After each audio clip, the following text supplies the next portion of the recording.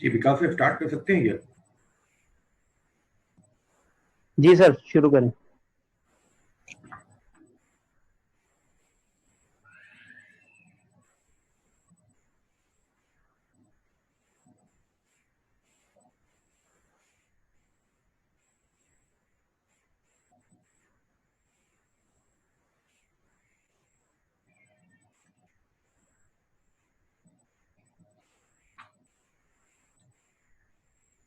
तो हमारी जो कल की क्लास हुई थी उस क्लास के अंदर बेसिकली हमने कुछ चीजों को देखा था।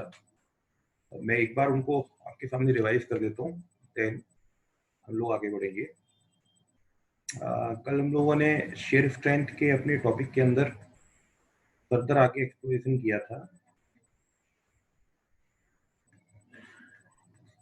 और शेयर स्ट्रेंथ के अंदर बेसिकली अगर हम कल की बात करें तो कल हम लोगों ने बहुत important testing of the share strength को देखा था कि उसकी टेस्टिंग कितने टाइप की होती है। तो उसके अंदर हम लोगों ने टोटल 3 टाइप की टेस्टिंग देखी थी कि एक हमारी यूयू टाइप की टेस्टिंग होगी, एक हमारी सीयू टाइप की टेस्टिंग होगी, और एक हमारी सीडी टाइप की टेस्टिंग होगी। और उसके बाद हम लोगों ने टेस्ट देखे थे शेयर स्ट्रेंथ के लिए, उसमें हम लोगों ने एक टेस्ट देख लिया था, that is what shear strength test. अभी हम लोग को फर्दर इसके आगे चलना है, और हम लोगों ने ट्राई शेयर स्ट्रेंथ टेस्ट देख लिया था शेयर स्ट्रेंथ टेस्ट के अंदर, triaxial shear strength test. अभी हम लोग को फर्दर इसके आगे चलना है, और अनकन्फाइंड कंप्रेशन टेस्ट से हम लोग को आज स्टार्ट करना है।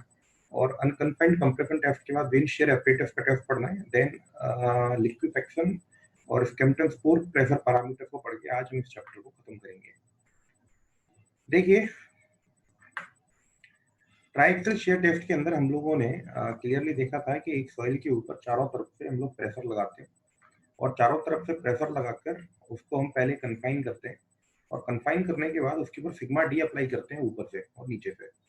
सिग्मा डी अप्लाई करते हैं तो sigma 1 sigma 3 plus sigma D के बराबर हो जाता है, और सेल प्रेशर सिग्मा 3 के बराबर है। तो उसके फिल्टर एनवलप से हम लोग वैल्यू फाइंड आउट कर लेते हैं कि कितनी वैल्यू निकल के आने वाली है। ये जो पर्टिकुलर केस होता है, ये जो पर्टिकुलर केस होता है, ये पर्टिकुलर केस एक स्पेसिफिक केस है, एक स्पेसिफिक केस है ट्राइएक्सियल शियर टेस्ट का। ये कोई अलग से टेस्ट नहीं होता है, ट्राइएक्सियल शियर टेस्ट का एक स्पेसिफिक केस होता है। इस टेस्ट के अंदर बेसिकली हम लोग क्या करते हैं कि इस टेस्ट के अंदर हमेशा हम लोग कोएफिशिएंट फाइल को लेते हैं, तो हम लोग क्ले को लेते हैं, है ना। तो बेसिकली ये जो टेस्ट है ये कोई अलग टेस्ट नहीं है, it is the specific case of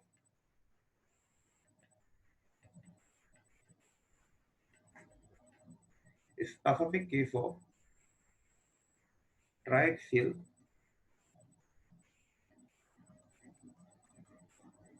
shear test for clay, है ना। अब अगर हम क्ले की बात कर रहे हैं तो क्ले में और एक जनरल सॉइल में या कोहेजनलेस सॉइल में एक डिफरेंस होता है। जब आप शेयर की टेस्टिंग करते हैं, है ना, तो मैंने आप लोगों को बताया था कि जो शेयर की टेस्टिंग होती है वो दो फेज में होती है। एक होती है कन्फाइनिंग, पहले मेरा जो सैंपल है वो कन्फाइन होगा, और उसके बाद क्या होगी उसकी शेयरिंग, मतलब उसके बाद वो फेल होगा। अब जो क्ले होती है वो अपने आप कन्फाइन नहीं होने देती। क्यों? क्योंकि उनका जो कंसोलिडेशन होता है बहुत स्लो होता है, और यहाँ हमारे पास उतना टाइम होता नहीं है। अगर आप उनका कंसोलिडेशन प्रोसेस करने की कोशिश करोगे तो उनके ऊपर टाइम एक लोड लगा के छोड़ना पड़ेगा, और टाइम के बाद धीरे धीरे धीरे धीरे उनके अंदर से पानी बाहर निकल के आएगा। लेकिन यहाँ पर क्या दिक्कत है, यहाँ पर तो हम लोग एकदम प्रेशर को बढ़ाते जा रहे हैं तेजी से।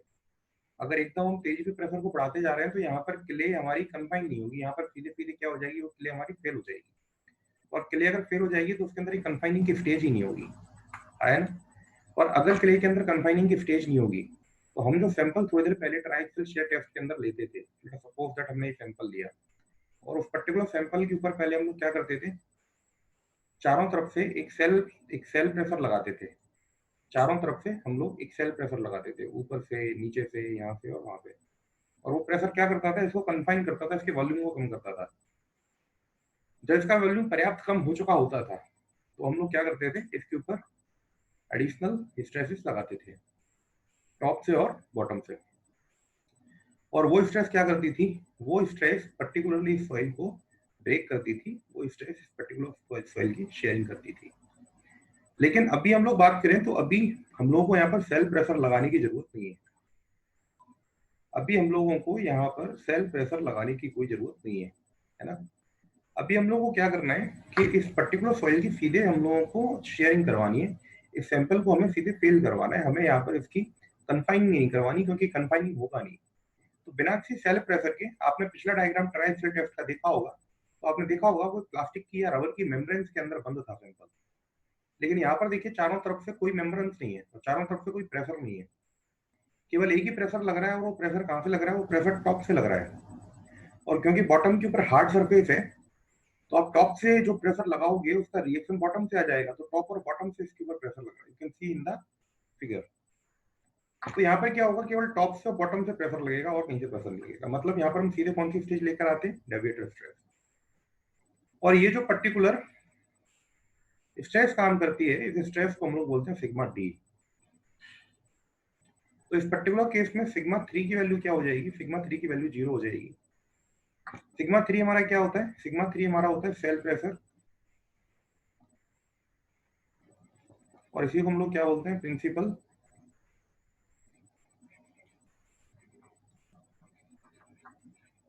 Minus stress. और जो हमारा सिग्मा 1 होगा, सिग्मा 1 क्या होता था? सिग्मा 3 प्लस सिग्मा डी, है ना। ये हमारा क्या होता था? Sigma 1 plus sigma, sigma 3 plus sigma D. और ये कितना हो गया? सॉरी, सिग्मा 3 मेरा कितना हो गया? सिग्मा 3 मेरा हो गया 0। तो यहाँ से मेरा सिग्मा 1 किसके बराबर हो जाएगा? सिग्मा 1 मेरा बराबर हो जाएगा सिग्मा 3 के।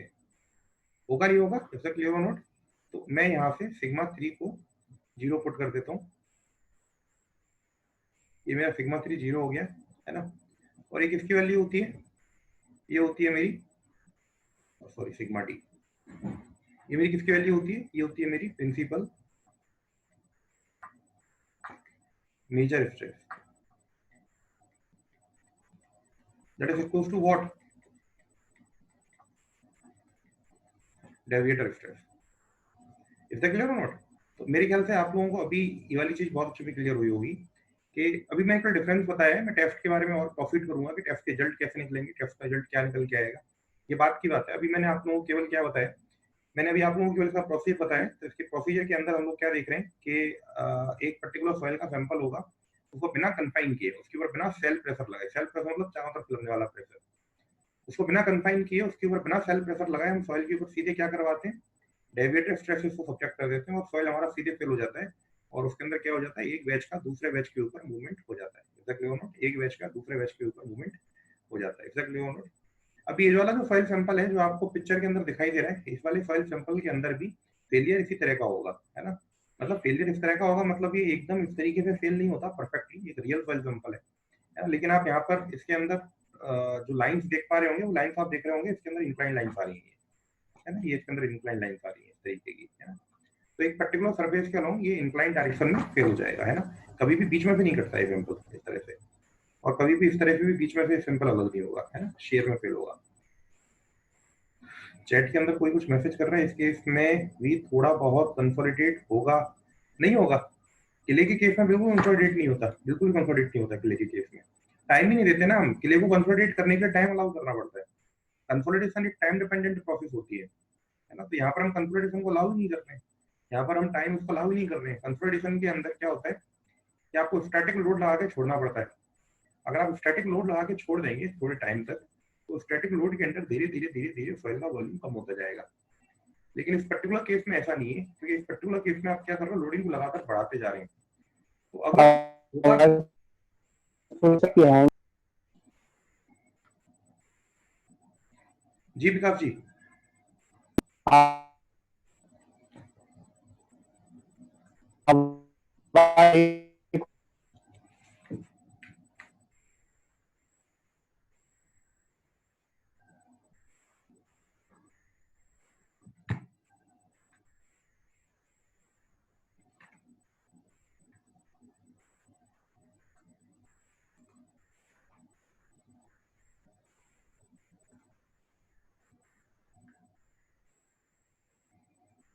जी अभी मेरी आवाज आ रही है विकास जी?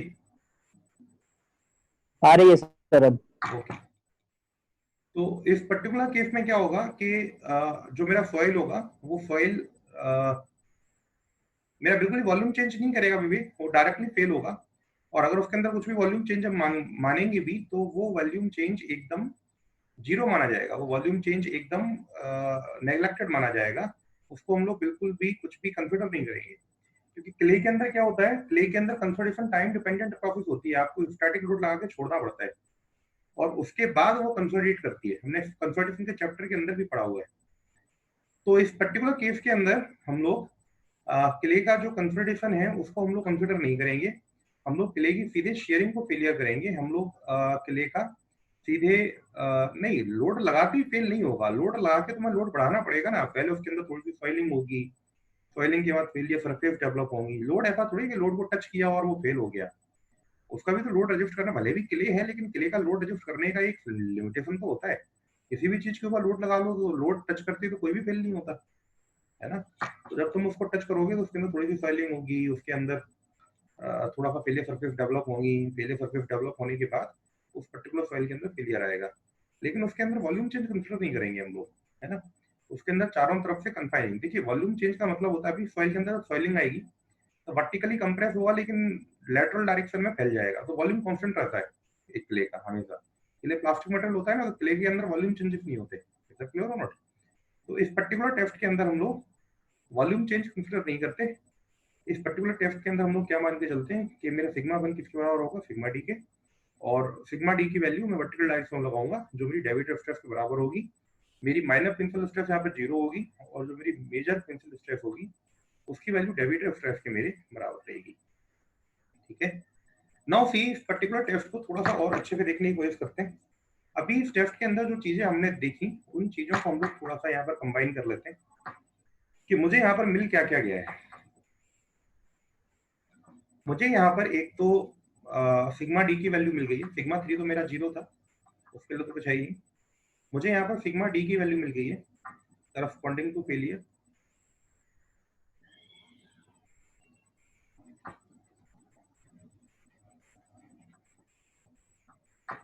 और जो मेरी सिग्मा वन की वैल्यू है वो मेरी सिग्मा डी के बराबर हो गई है।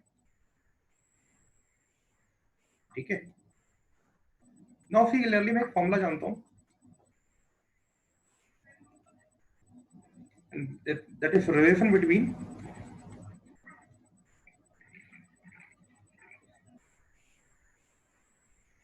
Sigma one and sigma three. Relationship क्या होता है, sigma one equals to sigma three tan square five by four plus five by two, मेरे ख्याल से सब बच्चों को याद होगा, plus two C tan five by four plus five by two. मेरे ख्याल से रिलेशनशिप सब बच्चों को याद होगा। ये रिलेशनशिप मैंने आप लोगों को लास्ट टर्म पे बताया था। अब इस रिलेशनशिप के अंदर आप क्या कीजिए, और प्योर क्ले, प्योर क्ले मतलब कौन सी सॉइल, कोई सी सॉइल, तो उसके लिए फाइव क्या रख दूं मैं, जीरो। मैंने बताया था आप लोगों को लास्ट टाइम पे भी कि अगर मेरी प्योर क्ले होती है तो उसके लिए मैं फ्रिक्शन जीरो लेता हूँ, उसके अंदर फ्रिक्शन बिल्कुल भी नहीं होता, तो उसके लिए फाइव को कितना रख दीजिए, जीरो। अगर फाइव को उसके लिए जीरो पुट करते हैं तो यहाँ से आपको सिग्मा वन की वैल्यू क्या मिल जाती है, ये तो पूरा सिग्मा थ्री तो जीरो है ही मेरे ख्याल से, सिग्मा थ्री तो ऊपर लिखा हुआ है जीरो, तो यहाँ पर सिग्मा थ्री तो जीरो रख ही देंगे आप, फाइव की वैल्यू भी जीरो रख देंगे। तो फाइव की वैल्यू जीरो रखेंगे तो tan five by four one हो जाएगा, तो आपको क्या मिल जाएगा यहाँ पे टू सी। एग्जैक्टली हो नॉट। तो यहाँ पे मुझे इक्वेशन मिलती है, equation is sigma one equals to C. Also also एक बात और जानते हैं हम लोग,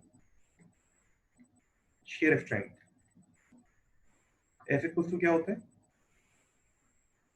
sigma n tan phi plus C. तो यहाँ पर भी क्या रखते हैं, फॉर क्ले, फॉर क्ले हम लोग क्या लिखते हैं, फाइव इक्वल्स टू जीरो रखते हैं, तो मुझे यहाँ पे एफ इक्वल्स टू क्या मिलता है, सी। अभी मेरी बात मेरे ख्याल से आप सभी को समझ में आती है। मुझे यहाँ पर टोटल 2 इक्वेशंस मिलती हैं, मुझे यहाँ पर टोटल 2 चीजें मिलती हैं, और वो 2 इक्वेशंस ये हैं, ठीक है। तो मैं इनको नाम दे देता हूँ, इक्वेशन नंबर 1 एंड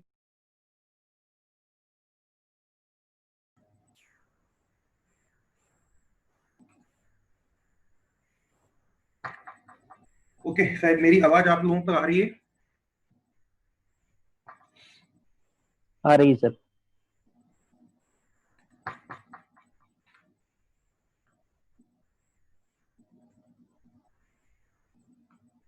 मुझे फ्री कनेक्शन की वजह से थोड़ा सा फिर से लिखना पड़ेगा इन चीजों को।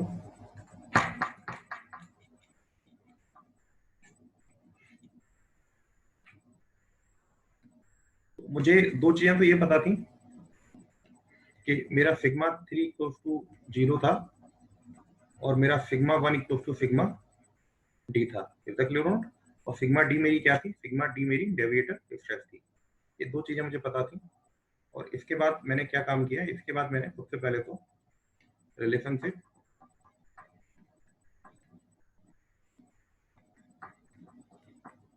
बिटवीन सिग्मा 1 एंड सिग्मा 3 लगाया, तो वहां से मुझे इक्वेशन मिल गई, सीधे सीधे सीधे सीधे लिख रहा हूँ 2c, है ना। मेरे ख्याल से आप लोग पिछले वाले उसमें स्लाइड में आप लोगों ने इसको क्लियर कर लिया होगा कि मैंने पाई की वैल्यू 0 रखी थी और मैंने सिग्मा 3 की वैल्यू 0 रखी थी। फर्दर मोर इस इक्वेशन को मैं नाम दे देता हूँ कि ये वाली इक्वेशन मेरी इक्वेशन नंबर 1 है। इसके बाद मैंने एक और इक्वेशन ली, और वो मैं लिया शेयर स्ट्रेंथ की इक्वेशन, है ना।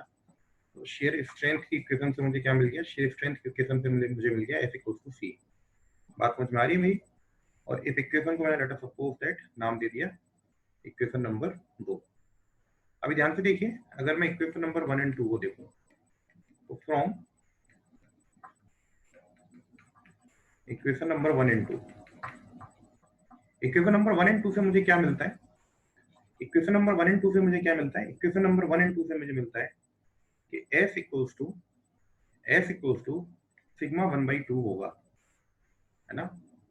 और क्योंकि सिग्मा 1 को मैं सिग्मा डी भी लिख सकता हूं, तो मैं यहां से S equals to sigma d/2 होगा। क्लियर? अभी 2 इक्वेशंस क्या देखने की कोशिश कर रही है, इन्हें ऑब्जर्व कीजिए। अभी 2 इक्वेशंस क्या देखने की कोशिश कर रही है, क्या बताने की कोशिश कर रही है, इन्हें थोड़ा सा ऑब्जर्व करने की कोशिश कीजिए, है ना। ये 2 इक्वेशन मुझे क्या बताने की कोशिश करती हैं, मैं इस चीज को नोट के अंदर लेकर के आ रहा हूँ। आपके जो भी डाउट्स होंगे मैं इसके बाद आपके डाउट लेने वाला हूँ, मैं नोट के अंदर लेकर के आ रहा हूँ। देखिए, the shear strength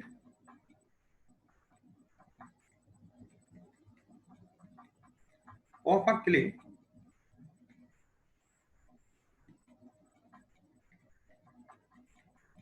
remains equal to the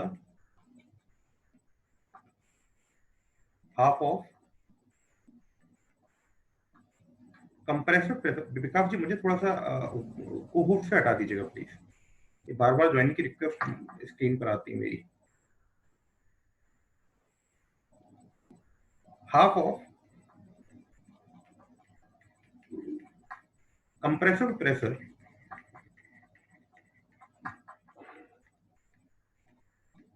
at which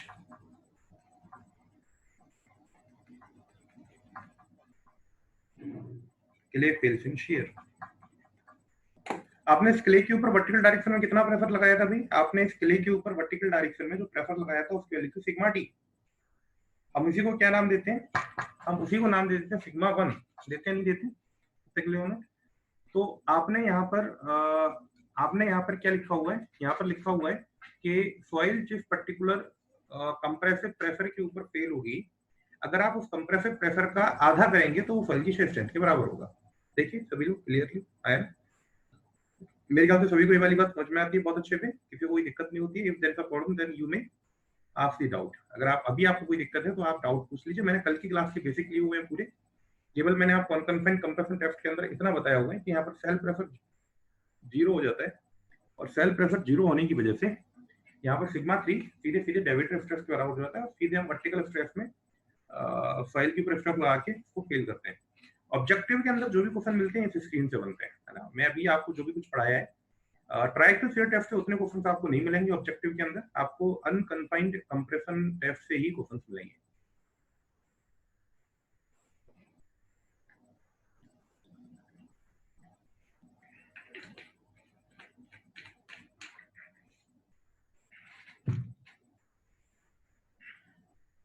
अभी मेरे ख्याल से आप लोगों को एक चीज क्लियर हुई होगी, किसी कुछ डाउट हो तो वो मुझसे पूछ सकता है। कोई डाउट नहीं किसी को? ठीक है, तो जो आपकी स्क्रीन के ऊपर लिखा हुआ है इसको आपको स्ट्रिक्टली याद रखना है। सब चीजें मैंने यहाँ पे बहुत क्लियर की हुई हैं, बहुत सिंपल सा मैंने आप लोगों को टेस्ट बहुत सिंपल करके बताया हुआ है, बहुत टिपिकल टेस्ट होता है ये, है ना। कन्फाइनिंग प्रेशर मत लगाइए, सीधे वर्टिकल में सिग्मा डी लगाइए और उस पर फेल कर दीजिए। सिग्मा 1 को सिग्मा डी के बराबर रख दीजिए। सिग्मा 1 सिग्मा 3 रिलेशनशिप से सिग्मा 1 को 2c निकाल के लाइए। शेयर स्ट्रेंथ के रिलेशनशिप से ऐसे कुछ सी निकाल के लाइए और वहां से पुट कर दीजिए कि एफ इक्वल्स टू सिग्मा 1/2 होगा, F equals to sigma d/2 होगा। दैट्स इट, है ना। आपका रिलेशनशिप कंप्लीट हो जाएगा। Now see one more question. एक और क्वेश्चन था जो पहले चैप्टर से हमारे पीछे भाग रहा है और उस क्वेश्चन का नाम होता है, इसको मिटा रहा हूं, उस टर्म का नाम होता है अनकन्फाइंड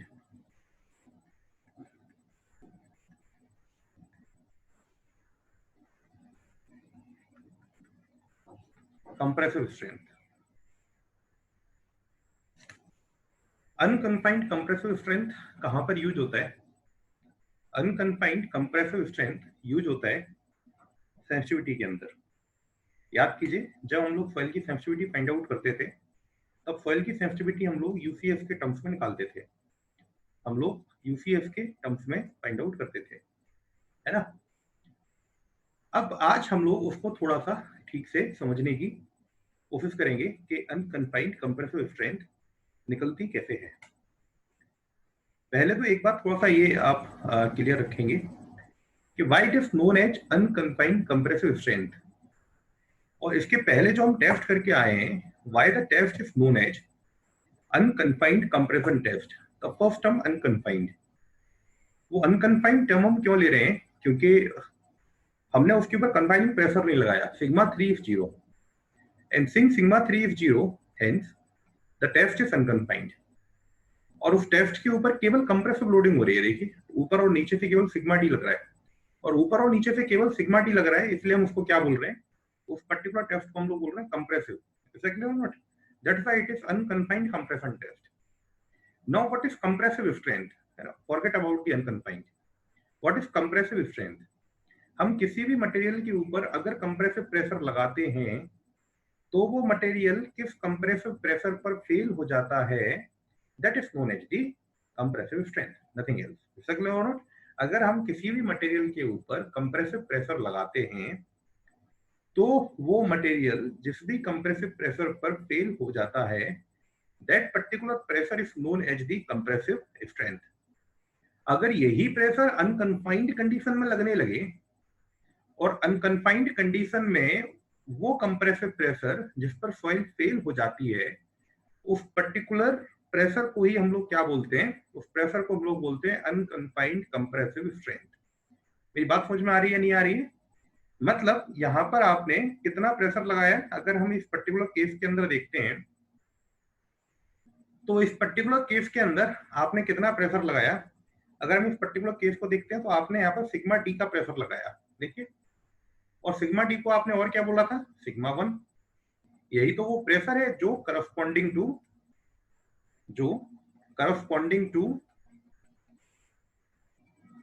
फेलियर है, आया ना? यही तो वो प्रेशर है जो करस्पॉन्डिंग टू फेलियर है, और क्योंकि ये कंप्रेसिव नेचर का प्रेशर है इसलिए कंप्रेसिव प्रेशर है। तो बस बात खत्म हो गई, है ना। अब कंप्रेसिव प्रेशर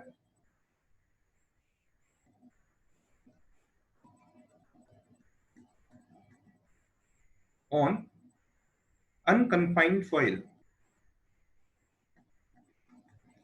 अब अनकन्फाइंड सॉइल की बात हो गई तो वो कौन सी हो सकती है बेटा? वो केवल क्ले हो सकती है, क्योंकि केवल क्ले है जो जो कन्फाइनिंग नहीं करती। अगर सैंड होगी या जनरल मिक्स सॉइल होगी तो वो जरूर कन्फाइनिंग करेगी, केवल क्ले होती है जो कन्फाइनिंग नहीं करती, मैंने थोड़ी देर पहले बताया है। तो अनकन्फाइंड सॉइल लिखो या क्ले लिखो, कोई फर्क नहीं पड़ता, एक ही बात है, ठीक है। तो compressive pressure on unconfined soil on which it fails in shear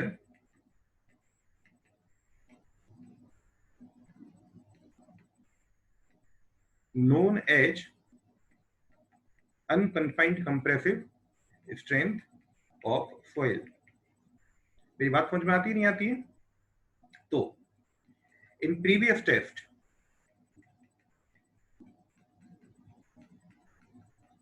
what was the UCS? UCS was the sigma 1 equals to sigma d, क्योंकि यही तो वो कंप्रेसिव प्रेशर था जिस पर सॉइल मेरी फेल कर रही थी।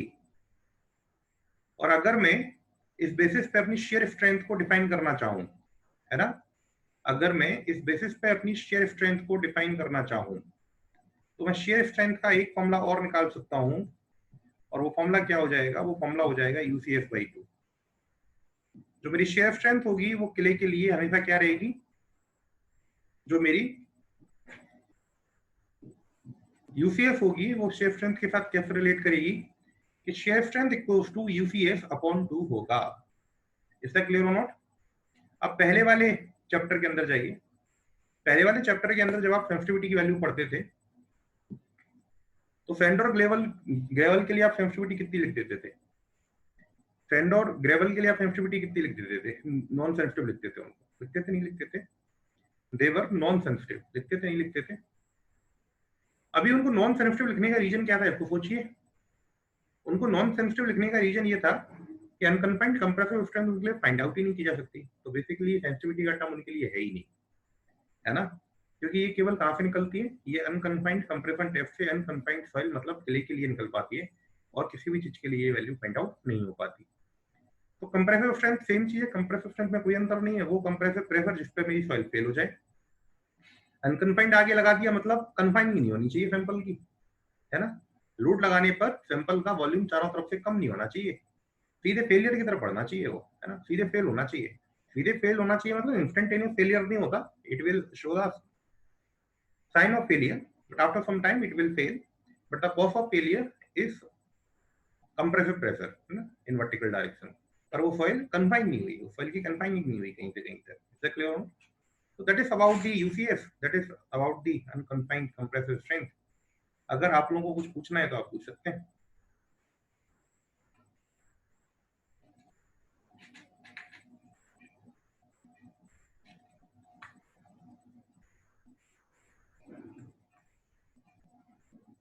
We want to ask anything, then you may ask।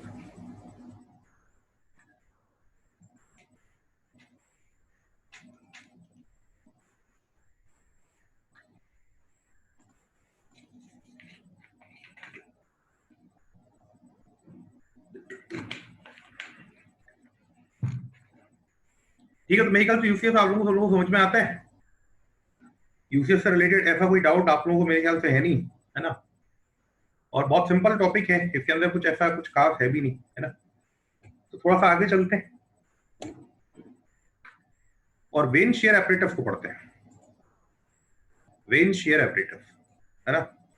अभी अब फिगर थोड़ा सा ये वाइट हो गया तो मेरे ख्याल से थोड़ा सा अभी क्या हम डार्क बैकग्राउंड देख रहे थे ना, तो आपको आंखों पर थोड़ा सा एक वो मार सकता है, थोड़ा सा देर में नॉर्मल होके फिगर समझ में आएगा। यहाँ पर एक आप लोगों को एपरेटस दिख रहा होगा, ये एपरेटस एक छोटा सा, इसके अंदर ये 4 वेन्स होती हैं, है ना। वेन्स का मतलब समझते हैं ना, ये 4 वेन्स हैं इसके अंदर, ये, है ना, इस तरीके से सामने से देखेंगे ना तो इस तरीके से देखते हैं, ये 4 वेन्स हैं इसके अंदर। और यहाँ पर इस डब्बे में एक सॉइल सैंपल भरा हुआ है, और ये जो वेन्स हैं ये यहाँ पर लगी हुई है, ये यहाँ पर। इन वेन्स को इसके अंदर इंसर्ट किया जाएगा, और इंसर्ट करने के बाद इन वेन्स को रोटेट किया जाएगा। तो मैक्सिमम टॉर्क कितना मिला? टॉर्क मतलब रोटेशन के अगेंस्ट रेजिस्टेंस, है ना। आपको मैक्सिमम टॉर्क कितना लगाना पड़ा, आप लोगों को मैक्सिमम टॉर्सनल मूवमेंट कितना लगाना पड़ा, वो हमें क्या बताएगा? वो हमें बताएगा कि सॉइल की शेयर स्ट्रेंथ कितनी है। अब अगली स्लाइड पे मैं आपको थोड़ा सा और क्लियर करके इस चीज को बताता हूँ, है ना, मैं आपको थोड़ा सा और क्लियर करके इस चीज को बताता हूँ।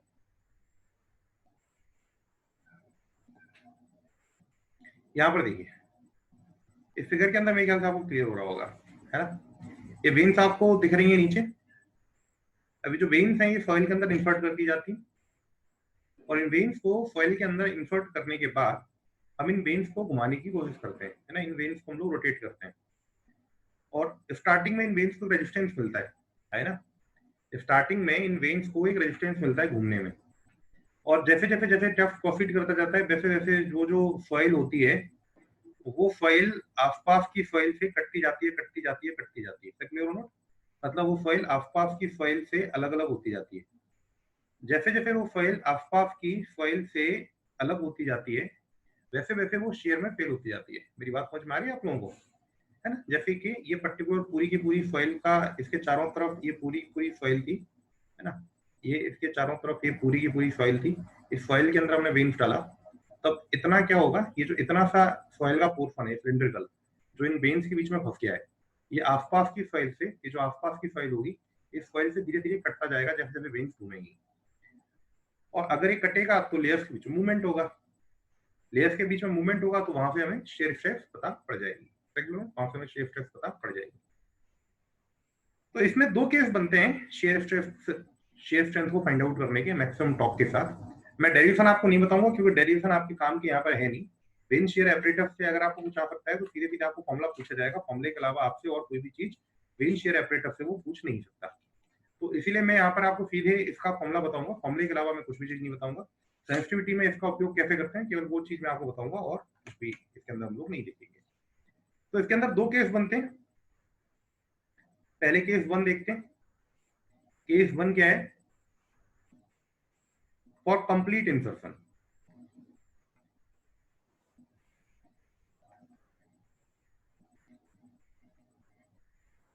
For complete insertion of veins in soil. मतलब ये जो आपको हाइट दिख रही है ना यहाँ पर एच, देखिए यहाँ पर ये जो आपको हाइट दिख रही है ना एच, ये पूरी की पूरी हाइट हमने क्या करी है, सॉइल के अंदर घुसा दी है। ये जो हाइट है ये पूरी की पूरी हाइट हमने सॉइल के अंदर घुसा दी है। क्लियर हो। तो इस चीज को थोड़ा सा अच्छे से समझने की कोशिश कीजिएगा। मैंने यहाँ पे क्या किया हुआ है, मैंने यहाँ पर सॉइल के अंदर पूरी की पूरी हाइट को अंदर घुसा दिया है। मैंने यहाँ पर सॉइल की पूरी हाइट को अंदर घुसा दिया है ना, उसको मैं बोल रहा हूँ कंप्लीट इंसर्शन। अब अगर मेरा कंप्लीट इंसर्शन हुआ है तो यहाँ पर जो शेयर स्ट्रेंथ मेरी निकल के आएगी, उस शेयर स्ट्रेंथ का फॉर्मूला होगा T upon pi D square H by 2 plus D by 6। Is that clear और नॉट? इज दैट क्लियर और not? F equals to T upon pi D square. अच्छा डी क्या है, एक आपको एग्जाम में थोड़ा सा दिक्कत कर सकता है ना। एग्जाम में आपको थोड़ी सी दिक्कत कर सकता है। एग्जाम में दिक्कत कैसे करेगा, मैंने डी क्या लिया हुआ है देखिए यहाँ पर, मैंने डी टोटल लिया हुआ है ना। कई बार वो आपसे क्या बोलेगा कि डी केवल इतना है, वो इतना कर सकता है। वो आपको कई बार क्या बोलेगा, डी केवल इतना है। तो मैंने जो डी लिखा है उस डी की जगह आप क्या लिख दीजिए, 2D लिख दीजिए, बस खत्म हो गया। क्योंकि अगर डी केवल इतना है, ये अगर केवल इतना डी है तो ये पूरा क्या हो जाएगा, 2D हो जाएगा। तो आपने जहां पे डी लिखा है उससे 2D रख लीजिए, अगर वो इतने को डी मान रहा है तो इतनी अंतर हो सकता है, ये आपको चेक कर लेना है ना। मैंने डी टोटल लिया हुआ है, वो डी को छोटा कर सकता है, वो कितनी सी बात हो सकती है, इसके अलावा और कोई भी चीज यहाँ पर नहीं हो सकती। एग्जैक्टली और नोट। तो मेरे ख्याल से ये पहला केस आप लोगों को सब लोगों को समझ में आता है ना। मैं 2 मिनट अपने नेटवर्क को अपडेट कर रहा हूँ। थोड़ा सा आप लोगों को दिक्कत हो सकती है, मैं थोड़ा सा वाईफाई नेटवर्क को बदल रहा हूँ। 2 मिनट के लिए शांत रहेंगे।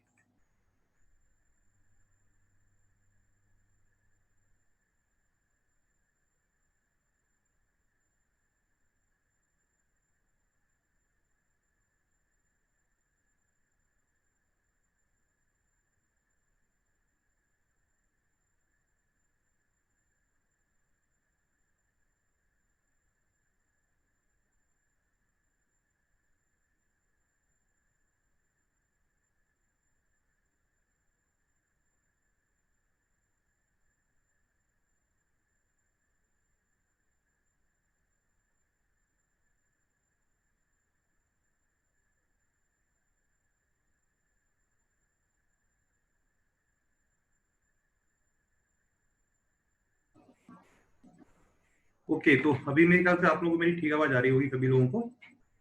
तो यहाँ पर आप देख पा रहे हैं pi T square H by two D by six है ना। केस कौन सा है? केस है कंप्लीट इंसर्शन का, मतलब आपने वेन्स को पूरा इंसर्ट किया हुआ है। अब यहाँ पर चीजें क्या क्या है? टी का मतलब क्या है? टी है मैक्सिमम टॉर्क अप्लाइड, पेपर में दिया हुआ होता है। हालांकि आप लोगों को ये न्यूमेरिकल के रूप में नहीं आएगा, आप लोगों को केवल फॉर्मूले के रूप में आएगा, है ना। तो आप लोगों को उसकी इतनी दिक्कत मेरे ख्याल से नहीं होगी। ऐसा आप लोग जानते हैं क्या होती है? Shear strength. डी आप लोग जानते हैं, पेपर उसमें आप लोगों को बगल में दिख रहा है डायामीटर ऑफ वेन्स।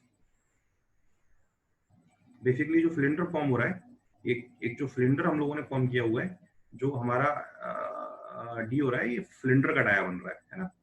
और एच क्या है? Height of veins. तो ये आप लोगों को फाइंड आउट करना है, आपको मैक्सिमम कितना टॉर्क लगाना पड़ा है। डिजिटल होता है पूरा का पूरा, जो हमारा ऑपरेटर्स होता है उसके अंदर में लिखा हुआ आ जाता है कि कितना टॉर्क मैक्सिमम हमारा पीक टॉर्क कितना आया है। उस पीक टॉर्क की मदद से हम यहाँ से शेयर स्ट्रेंथ की वैल्यू फाइंड आउट बड़े आराम से कर सकते हैं। हमें शेयर स्ट्रेंथ की वैल्यू यहाँ से पता पड़ जाएगी। नाउ सी, एक और केस होता है, दूसरा केस, कि दो केस हम लोग याद रखने पड़ते हैं। ये मेरा केस 1 था, एक मेरा केस 2 होता है, और केस 2 मेरा होता है for partial insertion. Partial insertion का मतलब है कि अब मैं अपने ऑपरेटर्स को पूरा इंसर्ट नहीं कर रहा हूँ, है ना। जो मेरा केस 2 है वो मेरा केस 2 पार्शियल इंसर्शन के लिए है, that is case 2 for partial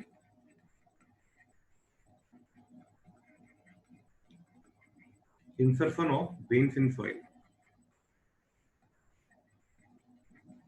मतलब अब मैंने क्या किया, अपनी वेन्स को पूरी तरह से इंसर्ट नहीं किया, केवल मैंने इंसर्शन की जो हाइट है उसको थोड़ा छोटा करके एच कर दिया। पूरी कैपिटल एच हाइट मैंने अब इंसर्ट नहीं करी।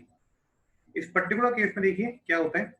इस पर्टिकुलर केस में शेयर स्ट्रेंथ की वैल्यू आती है, लगभग सेम फॉर्मूला है, टी इक्वल्स टू निकल के आता है पाई डी स्क्वायर, यहाँ तक एकदम सेम है, कुछ भी नहीं है। एच बाई टू होता है, यहाँ तक भी एकदम सेम होता है, कुछ भी नहीं होता। और प्लस क्या हो जाता है? डी बाई 12, है ना। मैं एक छोटा सा अंतर कर देता हूँ कि इसको आप थोड़ा कंफ्यूज हो रहे होंगे, तो मैं इसको एच लिख देता हूँ, स्मॉल एच, क्योंकि यहाँ पर मैंने अपनी हाइट दूसरी ले लिया आपको समझाने के लिए। तो ये मेरा कितना हो गया? H by to. H by to क्या है? जिस हाइट के साथ आपने इंसर्ट किया है ना। आपने पूरा इंसर्ट नहीं किया, मतलब सॉइल अब कहाँ तक आ रही होगी? सॉइल अब लेट अस सपोज दैट कि इस पर्टिकुलर फिगर में जैसे अपन देखेंगे तो सॉइल अब यहाँ तक आ रही होगी, है ना। सपोज दैट आपने इतनी हाइट को ही इंसर्ट किया होगा। मेरी बात समझ में आ रही? It is what it is for partial insertion. तो ये दो फॉर्मूले आपके सामने हैं, एक फॉर्मूला आपके सामने पार्शियल इंसर्शन का है और एक फॉर्मूला आपके सामने टोटल इंसर्शन का है। ये दोनों चीजें आप लोगों को बहुत अच्छे से याद रखनी है। अंतर केवल इतना सा है कि एक में डी बाई 6 होता है और एक में डी बाई 12 होता है। अगर कंप्लीट इंसर्शन की बात करेंगे तो डी बाई 6 होता है, और अगर पार्शियल इंसर्शन की बात करेंगे तो डी बाई 12 होता है। इसके अलावा और कोई डिफरेंस इन दोनों केसेस में नहीं होता, ठीक है ना। तो मेरे ख्याल से इस चीज को आप थोड़ा सा समझ सकते हैं, इस चीज को आप थोड़ा सा अपने ध्यान में रख सकते हैं, ठीक है। नाउ सी, थोड़ा सा और आगे चलते हैं और सेंसिटिविटी को देखते हैं। वेन शेयर एपरेटर्स के टर्म्स में सेंसिटिविटी को फाइंड आउट कैसे करते हैं। मैंने आपको फर्स्ट चैप्टर के अंदर बताई भी थी वाली बात कि सेंसिटिविटी को फाइंड आउट करना मैं आपको शेयर स्ट्रेंथ के अंदर बताऊंगा। अभी हम लोग सेंसिटिविटी को फाइंड आउट करना नहीं समझ पाएंगे। तो अभी हम लोग देखते हैं डिटरमिनेशन ऑफ सेंसिटिविटी।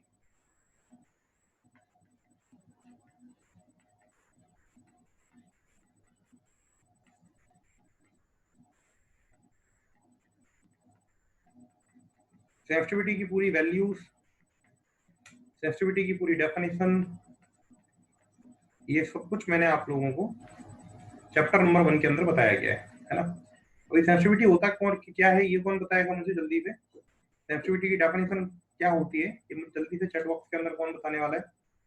जल्दी से, फास्ट। सेंसिटिविटी की डेफिनेशन क्या होती है ये चैट बॉक्स में कौन बताने वाला है?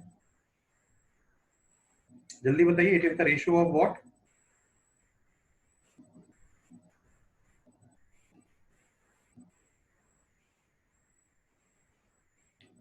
किसी को भी नहीं पता? ये टाइम लग रहा है लिखने में,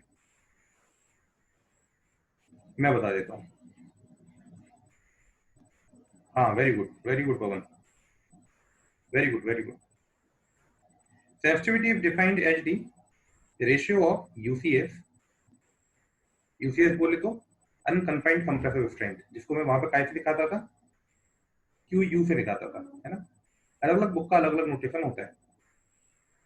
तो ratio of UCS in undisturbed case upon UCS Q you in disturbed और रीमोल्डेड केस। डिस्टर्ब्ड और रीमोल्डेड का मतलब एक ही होता है ना। तो जिन बच्चों ने रिवीजन किया हुआ है उन बच्चों को बहुत अच्छे से वाली चीज पता होगी, रीमोल्डेड केस। इतना क्लियर हो ना। ये मेरा सेंसिटिविटी का फॉर्मूला हुआ करता था। अभी मैं क्या करता हूं कि मैं एक बात जानता हूं कि मेरा जो शेयर स्ट्रेंथ होता है, वो मेरा shear strength S UCS upon 2 होता है, अनकन्फाइंड कंप्रेसिव स्ट्रेंथ अपॉन 2 होता है। ये मैंने थोड़ी देर पहले पढ़ा है, ये मैंने आज के लेक्चर में थोड़ी देर पहले पढ़ा है ना। नाउ सी क्लियरली, मैं यहाँ पे क्या करने वाला हूँ, मैं यहाँ पर एक जमीन लेने वाला हूँ, कोई भी एक ग्राउंड जहाँ पर मेरा क्ले मौजूद है, और उस जमीन के अंदर जाके मैं वेन शेयर एपरेटस को लेकर के जाऊंगा उस जमीन के अंदर, और वेन शेयर एपरेटस को लेकर जाकर के मैं उस वेन शेयर एपरेटस को इस जमीन के अंदर क्या कर दूंगा, इस जमीन के अंदर मैं उसको इंस्टॉल कर दूंगा इस तरीके से। ये बात समझ में आ रही है आप लोगों को?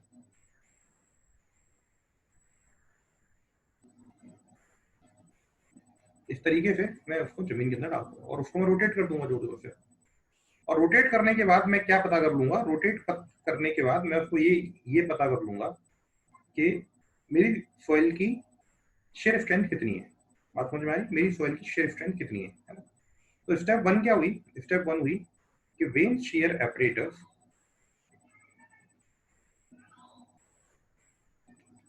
इज इंसर्टेड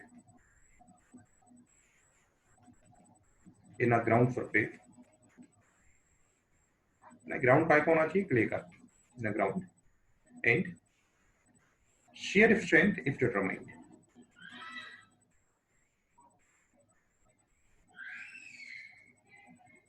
आपने शेयर स्ट्रेंथ डिटरमाइन कर ली। शेयर स्ट्रेंथ को डिटरमाइन करने के बाद जो वेन्स हैं, है ना, उन वेन्स को उसी पर्टिकुलर जगह पर, vanes are then rotated at a very high speed. Shear strength पता कर ली, अब आपका वो वहां पे इंसर्टेड ही है, वो आपने निकाला नहीं है, लेकिन आपने उसको क्या किया, बहुत तेज स्पीड पर अब आपने उसको रोटेट किया, और बहुत तेज स्पीड पर आपने रोटेट करके so that near by soil is disturbed। आपने उसको बहुत तेजी से रोटेट किया so that near by soil के अंदर वाइब्रेशन पहुंचे और उसके आसपास की पूरी सॉइल क्या हो जाए, डिस्टर्ब हो जाए। और उसके बाद क्या करो, वेन्स को निकालो और वेन्स को अगेन इंसर्ट करो नियर बाय सॉइल में जो डिस्टर्ब हो चुकी है, again inserted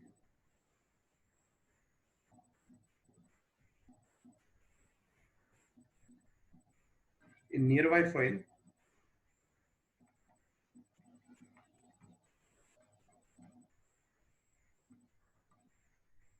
to find the shear strength, है ना।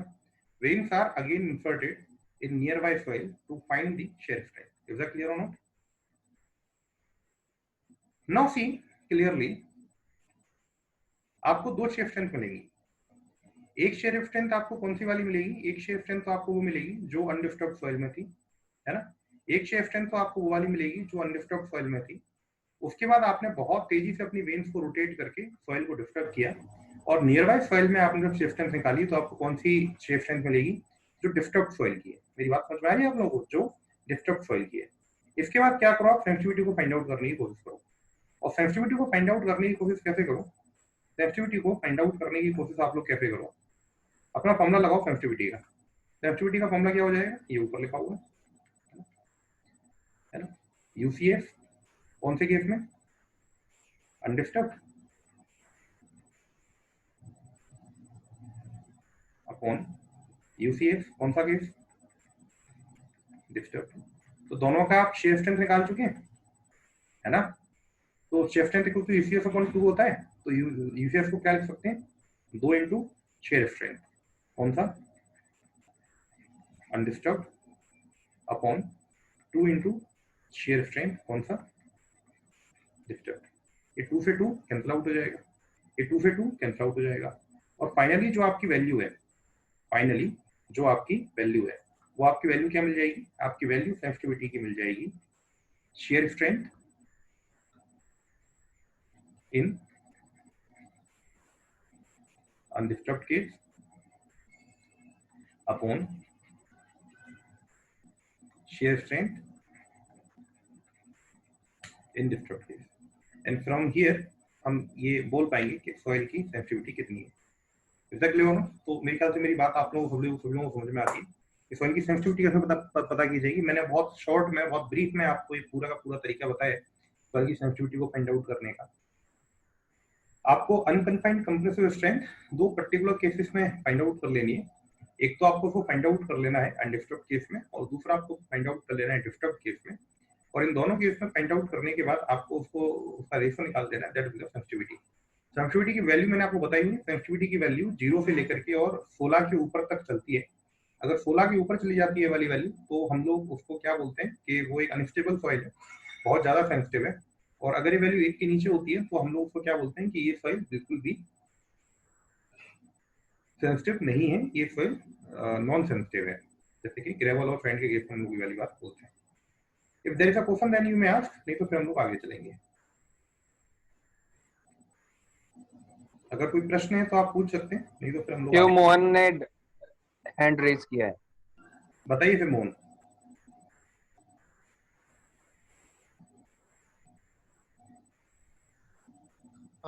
सर ये वेंशियर टेस्ट में अनडिस्टर्ब स्ट्रेंथ निकालने के लिए केवल वेंशियर को केवल इंसर्ट करना है, उसको रोटेट नहीं करना। नहीं, बिना रोटेट किए शिफ्ट कैसे पता पड़ेगी? नहीं, अनडिस्टर्ब निकालनी हो।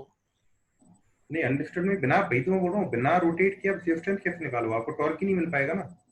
अच्छा, अनडिस्टर्ब के लिए रोटेट करना है स्लो स्पीड पे, और डिस्टर्ब में हाई स्पीड पे रोटेट करना है। नहीं, ऐसा नहीं है, आपने शायद ध्यान नहीं दिया जब मैं बोल रहा था तब। आपको क्ले के अंदर उसको इंसर्ट करना है, और इंसर्ट करने के बाद आपको घुमाना है ना। उसका नॉर्मल स्पीड होता है एक या 2 डिग्री पर मिनट। जो बेंचर ऑपरेटर का उसका नॉर्मल स्पीड माना जाता है 1 या 2 डिग्री पर मिनट। तो आपको उसको घुमाना है, और घुमा के आपको अनडिस्टर्ब के केस का शेयर स्ट्रेंथ फाइंड आउट कर लेना नॉर्मल स्पीड पे घुमा के। फिर आपको बहुत तेजी से घुमाना है सो दैट अगल बगल की सॉइल डिस्टर्ब हो जाए। फिर उस ऑपरेटर्स को निकाल के अगल बगल की सॉइल में डालना है, और फिर से नॉर्मल स्पीड पे घुमा के शेयर स्ट्रेंथ निकाल लेना है। Okay sir, okay sir, thank you. और कोई कुछ पूछना चाहता है?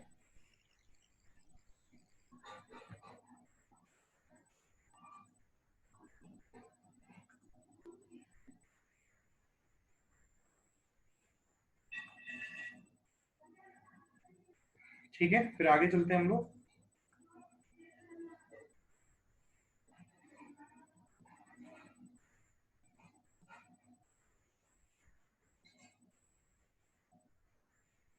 जो अगला सर अभिषेक चतुर्वेदी का भी एक डाउट है। हाँ सिर्फ बताइए।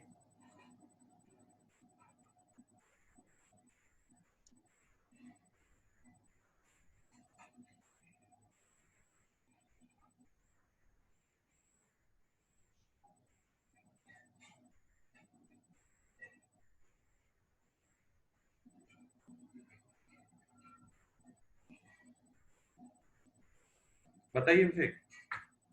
अभिषेक अनम्यूट कर दिया आपको। हेलो हाँ अभिषेक बताइए।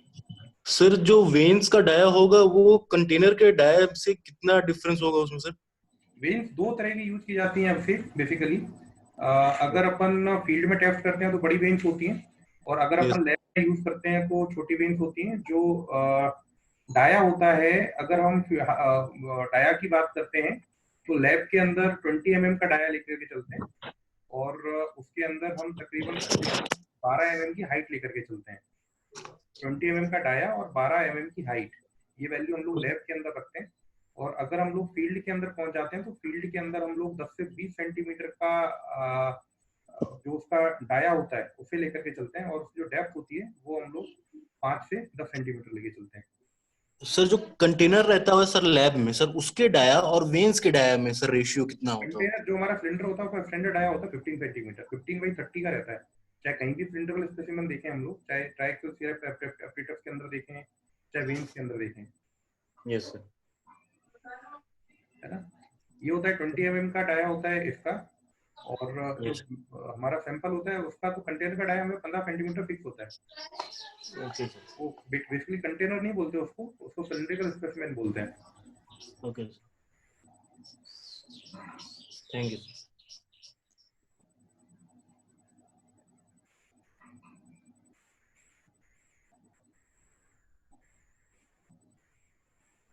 और कोई कुछ पूछना चाहता है?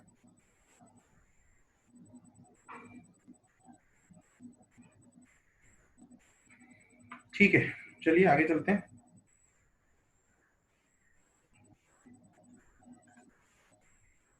अभी एक बहुत ही इंपॉर्टेंट फिनोमेना हम लोग को पढ़ना है, सेकंड लास्ट टॉपिक होता है शेफ स्ट्रेंथ का, दैट इज लिक्विफेक्शन। है ना, लिक्विफेक्शन से रिलेटेड बहुत सारे क्वेश्चंस प्रीवियस ईयर्स में देखे गए हैं, ऑब्जेक्टिव में भी लिक्विफेक्शन से रिलेटेड क्वेश्चंस पूछे जाते हैं। लिक्विफेक्शन क्या होता है? बेसिकली इस बात को समझने की कोशिश कीजिए, इस बात को थोड़ा सा समझने का प्रयास कीजिए। लिक्विफेक्शन के लाइव एग्जांपल्स हमें बहुत देखने के लिए मिलते हैं। जैसे कि जब केदारनाथ में बाढ़ आई थी तो आपने न्यूज के अंदर देखे होंगे, जो पूरे के पूरे मकान थे वो स्लाइड करके स्ट्रीम के अंदर चले गए थे, तो पूरे पूरे घर थे वो स्लाइड करके एकदम स्ट्रीम के अंदर चले गए थे। तो उसको हम लोगों ने बोला था लिक्विफेक्शन फेलियर। अभी यहाँ भी आप लोगों को एक पर्टिकुलर एक बिल्डिंग दिख रही है जिसके नीचे अर्थ के अंदर स्लाइडिंग हो रही है, और वो डायगोनल डायरेक्शन में नीचे घुसने की कोशिश की है। देखिए एक तरफ से वो थोड़ा सा टिल्ट हो गई है और उसने डायगोनल डायरेक्शन में सॉइल को नीचे लेके जाने की कोशिश की है। That is again known as liquefaction. अभी लिक्विफेक्शन क्या होता है और लिक्विफेक्शन को हम लोग फाइंड आउट कैसे करते हैं, इसे थोड़ा सा समझने की कोशिश करते हैं, और ये चीज, ये फिनोमेना क्या है उसे थोड़ा समझते हैं। देखो क्या होता है, अगर मैं सॉइल की बात करता हूँ तो सॉइल को वाइब्रेट करने पे क्या होगा, ये डिपेंड करता है कि सॉइल नेचुरली कैसी स्टेट के अंदर है। और सॉइल में भी अगर मैं एक पर्टिकुलर केस की बात करूँ, वो पर्टिकुलर केस है मेरा सैंड ना। सॉइल में भी अगर मैं एक पर्टिकुलर केस की बात करूं तो वो पर्टिकुलर केस है मेरा सैंड। सैंड को अगर मैं वाइब्रेट करता हूं, सैंड को अगर मैं वाइब्रेट करता हूं, सैंड को वाइब्रेट करने पर क्या होगा, ये डिपेंड करता है कि सैंड की नेचुरल कंडीशन कैसी थी, सैंड की नेचुरल स्टेट कैसी थी। नेचुरल स्टेट मतलब वाइब्रेशन के पहले कैसा था, नेचुरल मतलब कि सॉइल सैंड मेरा वाइब्रेशन के पहले कैसा था। मतलब क्या है कहने का, अगर मेरा एक बहुत डेंस सैंड होगा और उसको मैं वाइब्रेट कर दूं, वाइब्रेट होने पर वो क्या हो जाएगा, लूज हो जाएगा। और अगर मेरा बहुत लूज सैंड होगा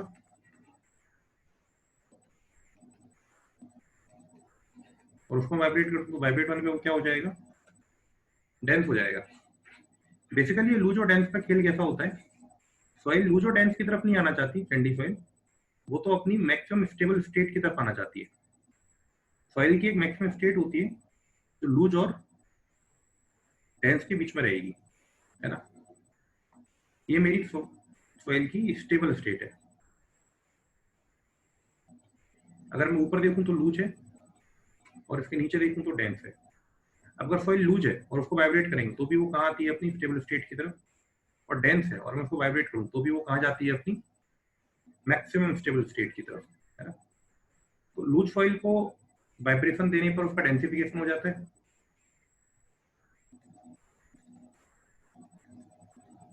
और डेंस सॉइल को वाइब्रेशन देने पर वो लूज हो जाती है। मेरी बात समझ में आती है, आप लोगों को नहीं आती? अभी क्या होता है, ये सैंड के अंदर ही क्या होता है, क्योंकि अगर मैं ग्रेवल के अंदर देखता हूँ तो ग्रेवल के अंदर पार्टिकल का वेट इतना ज्यादा होता है कि वाइब्रेशन का कोई फर्क ही नहीं पड़ता ज्यादा, बहुत हल्का सा चेंज आता है। अगर मैं क्ले या सिल्ट को देखता हूँ तो उसके अंदर कोहेजन काम करने लगता है, और कोहेजन वाइब्रेशन के फर्क को उतना डेवलप नहीं होने देता, नॉर्मल वाइब्रेशन से हमें फर्क नहीं पड़ता। बचता कौन है, सैंड। सैंडिफिकेशन क्या दिक्कत है, सैंड के साथ ये दिक्कत है कि ना तो पार्टिकल के पास वेट है और ना पार्टिकल के पास कोहेजन है। तो ना तो वो अपने आप को वेट की वजह से पार्टिकल को एक जगह बना के रख सकता है और ना एक दूसरे पार्टिकल से अट्रैक्ट होके रह सकता है। तो सैंड के संग हमेशा याद रखेंगे कि सैंड के संग अगर हम वाइब्रेशन दे रहे हैं तो आपको ये देखना है कि सैंड कौन सा है, अगर वो मैक्सिमम स्टेबल स्टेट से लूज है या मैक्सिमम स्टेबल स्टेट से डेंस है। इस बात से तय होगा कि एक सैंड का वाइब्रेशन पर क्या होगा। अगर लूज है तो डेंस हो जाएगा और डेंस है तो लूज हो जाएगा। नाउ सी क्लियरली, एक दूसरी स्लाइड पे चलता हूँ और उस स्लाइड पे आपको इस नोना को समझाने की कोशिश करता हूँ। सपोज दैट क्या था, suppose that there is a case, और केस ऐसा है कि there is a footing like that, है ना। एक इस तरीके की मेरे पास एक पुटिंग है, the footing is carrying from weight. उस पुटिंग के ऊपर एक पर्टिकुलर वेट लग रहा है, ठीक है, और एक पुटिंग एक पर्टिकुलर फॉइल के अंदर है। The basic problem is that the sand is loose sand। जो सॉइल है यहाँ पर, ये सॉइल कैसी है मेरी, the soil is loose sand. Let us suppose that, मान लीजिए कि मेरी सैंड जो है वो लूज है। अब इस सैंड के लूज होने से क्या दिक्कत होगी, इस सैंड के लूज होने से क्या दिक्कत होगी। सपोज दैट कि जो फुटिंग बनी हुई है एक रिवर के बैंक पर बनी हुई है। कहाँ बनी हुई है, एक रिवर के बैंक पर। तो रिवर के बैंक पर बनी हुई है तो यहाँ पर रिवर फ्लो करती है, लेट अस सपोज दैट, है ना। यहाँ पर एक रिवर फ्लो कर रही है,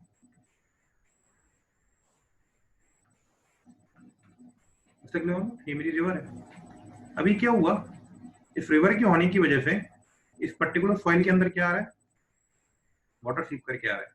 तो ये सैंड लूज तो है ही है, लूज होने के साथ साथ क्या है, सैचुरेटेड भी है, क्योंकि इसके अंदर हर वॉइड में क्या भरा हुआ है, पानी भरा हुआ है।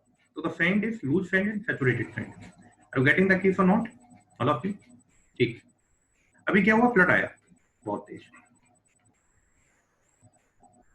अभी क्या हुआ, बहुत तेज फ्लड आया।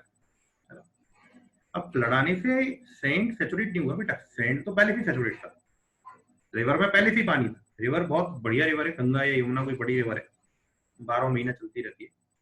तो उसके आसपास की सॉइल तो पहले से सैचुरेट थी, है ना। फ्लड ने आके सैचुरेट नहीं किया, फ्लड बहुत तेजी से आया, बहुत हाई स्पीड के साथ फ्लड आया, और वहां बहुत हाई स्पीड के साथ फ्लड आने की वजह से क्या हुआ, बहुत हाई स्पीड के साथ फ्लड आने की वजह से क्या हुआ, वाइब्रेशन जनरेट हो गए बहुत तेज। और ये जो फ्लड था, इस फ्लड ने इस पर्टिकुलर सॉइल को क्या किया, सब्जेक्टेड टू वाइब्रेशन। अब अगर ये सॉइल वाइब्रेशन को सब्जेक्ट हो गई तो ये जो लूज सैंड है, ये लूज सैंड क्या होने की कोशिश करेगा, डेंस होने की कोशिश करेगा, है ना। ये लूज सैंड जो मेरा है, ये लूज सैंड मेरा क्या होने की कोशिश करेगा, ये मेरा लूज सैंड ऑफ डेंस होने की कोशिश करेगा। The loose saturated sand will try to be dense. और जब डेंस होगा तो क्या होगा, पार्टिकल एक दूसरे के पास पास आएंगे। पार्टिकल के बीच में क्या क्या भरा है, पानी। पार्टिकल जैसे एक दूसरे के पास पास आएंगे, पार्टिकल जैसे एक दूसरे के पास पास आएंगे, ये पानी क्या होगा, इस पानी के ऊपर एक प्रेशर लगेगा, क्लियर नॉट। और अगर इस पानी के ऊपर प्रेशर लगेगा तो सॉइल का पोर प्रेशर क्या हो जाएगा, हाई हो जाएगा। सॉइल डेंसिफाई होने की कोशिश कर रही है ना, सॉइल डेंसिफाई होने की कोशिश कर रही है तो सॉइल के अंदर प्रेशर जनरेट होगा, है ना। और कोर के अंदर क्या डेवलप हो जाएगा, एक कोर के अंदर प्रेशर डेवलप हो जाएगा। अब अगर कोर के अंदर प्रेशर डेवलप हो गया, ध्यान से देखो, यू की वैल्यू क्या होगी, इंक्रीज हो जाएगी। यू क्या है, कोर प्रेशर।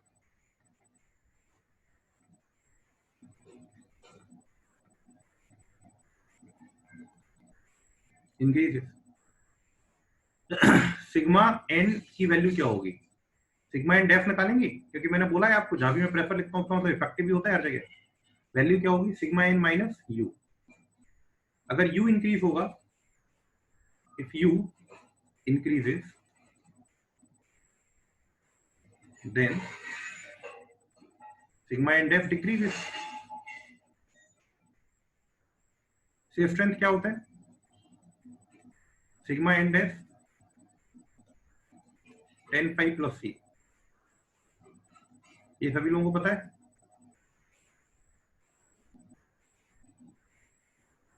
तो अगर सिग्मा NF डिक्रीजेस, अगर sigma NF decreases,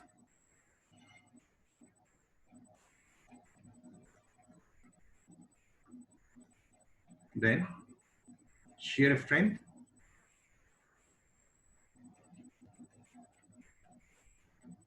also decreases. shear strength decrease हो जाएगी और कहीं फुटिंग का लोड ज्यादा हुआ तो ये जो पर्टिकुलर फुटिंग है ये नीचे से इस तरीके से फेल कर जाएगी and there will be a development of failure surface, और जो फेलियर सरफेस होगी वो सॉइल को फेल करवा देगी।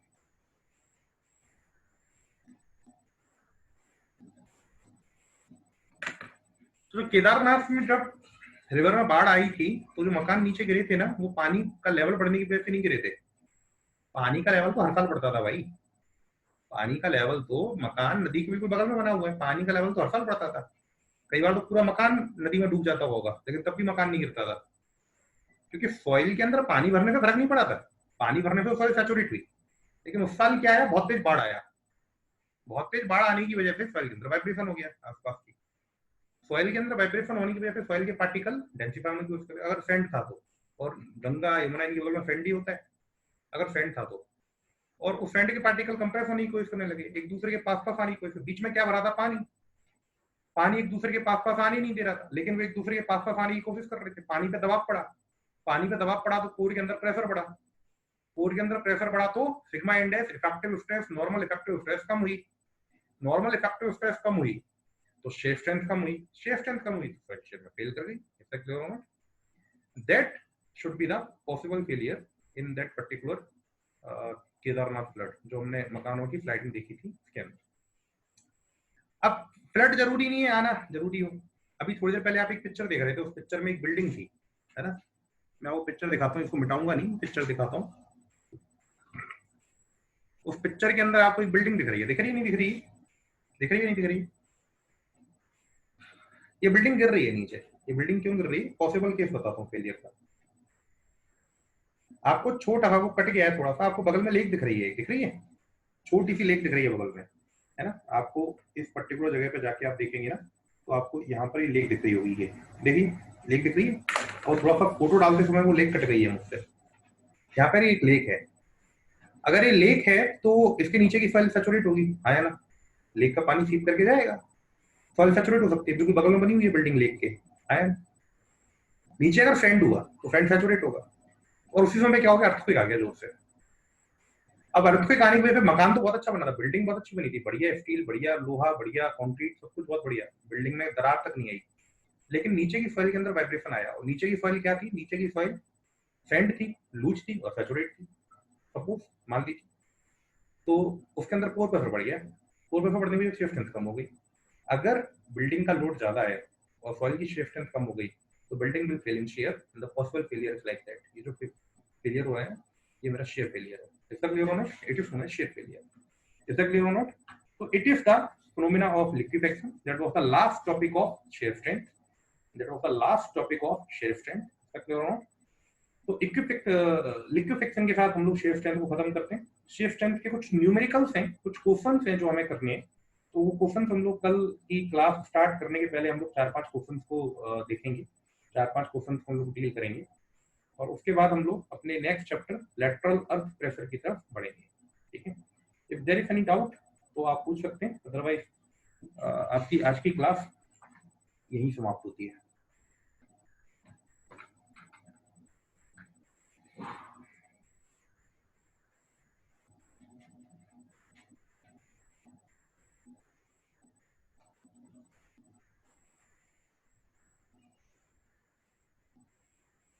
अगर आपको कोई डाउट है तो आप पूछ सकते हैं।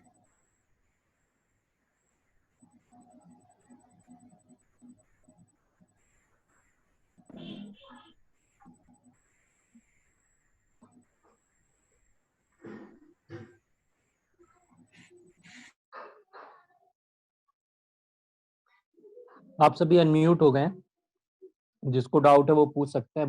बाकी वीडियोस पुराने सारे सर ये लेक्चर्स सैंड के में क्यों होता है, डाउट ओनली ये डिस्क्राइब कर दीजिए एक बार।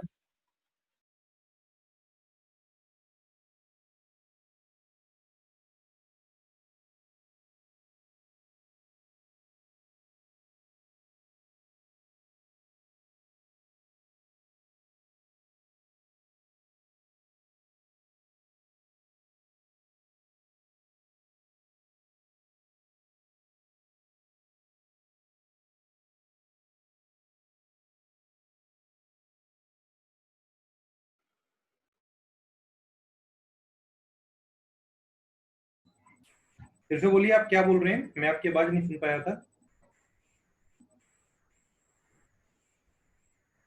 सर ये सैंड में ही क्यों होता है, ओनली इसको एक बार डिस्क्राइब कर दीजिए।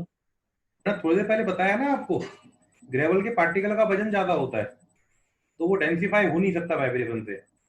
क्ले के पार्टिकल्स के बीच में कोहेजन होता है, इसलिए वो भी डेंसिफाई नहीं हो सकता वाइब्रेशन से। पार्टिकल पार्टिकल एक दूसरे को एक दूसरे दूर नहीं जाने देते। मैं थोड़ी देर पहले समझाया था। सैंड के पास ना तो कोहेजन है ना वेट है।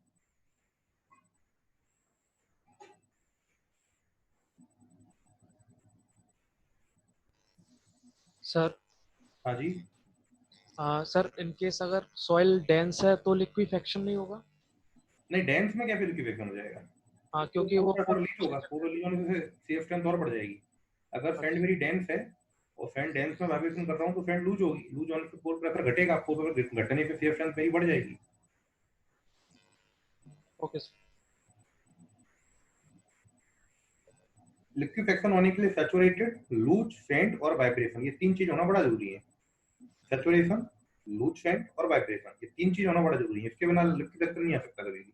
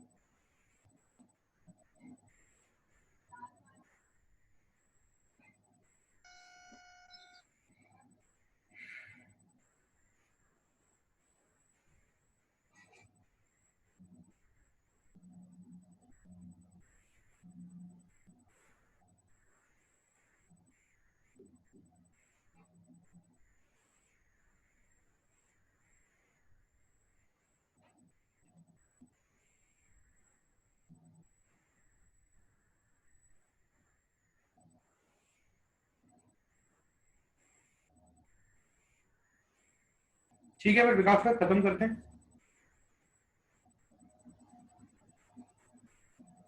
खत्म करते हैं विकास सर फिर।